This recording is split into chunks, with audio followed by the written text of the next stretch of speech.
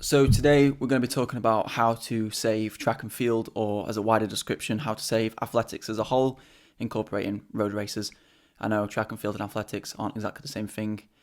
I didn't realise that athletics includes road racing as well as track and field. Track and field slash athletics is the most participated sport in the world, which you'd imagine would be a good thing in terms of participation converting into viewers, but that is certainly not the case, as we can clearly see looking at the stats we use in this video. So with it being the most participated sport in the world, you'd think that people would have idols within the sport. But if you go around the streets asking who the 100-meter Olympic champion was in 2020, a lot of them would probably still say Usain Bolt. As you can see here by looking at Google Trends, the sport has been in a clear decline throughout the years, with exception of Olympic years where there's always a little bit of a boost, which is obvious. If you compare it to cycling, track and field and athletics on Google Trends are dwarfed, which cycling as a sport, participation must be countless times less than running.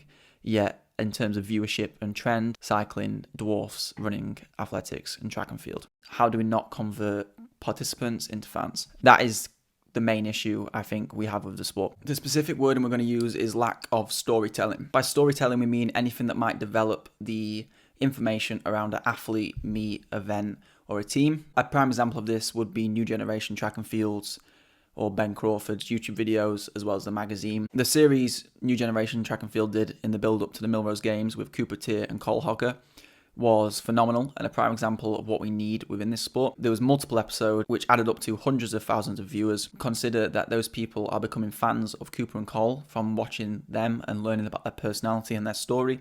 They're going to be much more invested and much more inclined to tune in to watch the 3,000 metres at Millrose. And this takes people from a spectator or a participant to actual fans of the athletes and the meets we're talking about. Other than very few select channels that are making content, nothing has really been done in terms of storytelling and developing personalities and fan bases within the sport. This is something brands need to invest in more, whether that's on a team basis or an actual brand such as Nike, Adidas basis, or even a governing body like World Athletics investing in a better content production team, which is surrounded around marketing the athletes and their personalities. And it's evident that this is important because, as you can see with the comparison on Google Trends with F1 to track and field, F1 started Drive to Survive, and you can clearly see a huge increase in their viewership since it happened, and that is because they are developing stories within the sport. And in a sport where the same people get on the podium each race with a variation of a few, everyone is invested in a 20-person race. And that's exactly like running, because you get some people who are always at the front and you get some people who are always, let's say, in the pack or even further behind, and no one really cares unless you're at the front in running. It's the narrative and the storytelling of the people who might not be at the front. An example of this is when Jakob Ingebrigtsen placed second in Monaco in 2020 and ran the European record. He didn't win because he came second behind Timothy Cheruiyot, and I don't think many people at the time knew that he just broke the European record, which was Mo Farah's European record, and no one really knew because he came second. And not only is it Netflix-style documentaries, it's also YouTube highlights or people reacting to races, what we need, as well as the bigger documentary-style videos. To highlight the impact of content further, I want to use a few examples. First one is a personal example, and someone I'd never spoken to before, never interacted with before, heard somehow that I was a runner. Came up to me and we spoke about running, and the first thing he said was the reason he got into running. He says, "Do you know Ben Crawford?" That's what New Generation Track and Field was called at the time. It was just Ben Crawford. The reason he started running and following the sport was because of Ben Crawford's videos. And that was one person in an office that happened to be in the same office as me. So an office of 30 people, 20 people. One of those people started running because of Ben Crawford's videos. Third example is Tin Man Elite. Tin Man obviously have Drew Hunter, Sam Parsons, Jordan Guzman. Sam Parsons, Jermaine Coleman and Jordan Guzman all raced at the World Indoor Championships. They also have Reed Fisher, who's now ran under the Olympic qualification time for the marathon. They have good runners, but they don't have the greatest runners in terms of people's traditional viewpoint of the sport, where if you're faster, that means you have a better opinion, or if you're faster, that means you have more fans. It's not just about that. And the reason I'm using this as an example is because you've got the likes of Bowerman Track Club who have better runners. You've got the likes of Oregon Track Club who have better runners. They all have big names as well, by the way, especially Bowerman Track Club. But I guarantee Tin Man Elite get more views and sell more than Bowerman Track Club. And that's because Tin Man Elite storytell, and that is because they create content around their athletes and build a fan base. Like, they're almost celebrities in the running world. not because of their running ability, but because of their platform and what they've created for themselves.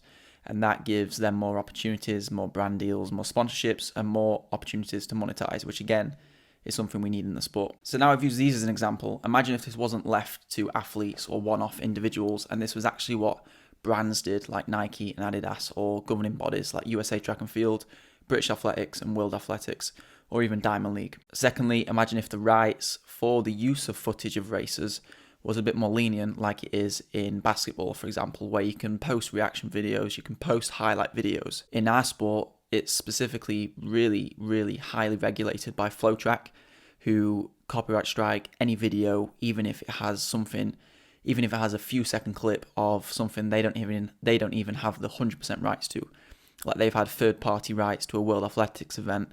We made a news video which was technically in fair use terms of copyright law, and they still copyright striked it, and we couldn't do anything about it because people like FlowTrack can copyright strike videos like that and face no repercussions. It's restricting the sport on a really, really large scale. Solution, what people are already doing in every other sport, so it's quite easy to transfer that across the track and field, and it's not being done. And I think that is the sole reason that we need content producers who are actually paid and seen as a valuable asset, just as if an athlete was. So let us know what you think the sport needs the most at the minute. And we'll also leave some of our favourite content creators in the sport in the description below, so you can go and watch their videos, and also comment your favourite content creator, and we'll check them out if we don't already know them, which we probably will, because I'm obsessed with running and watching running content. Thank you and goodbye.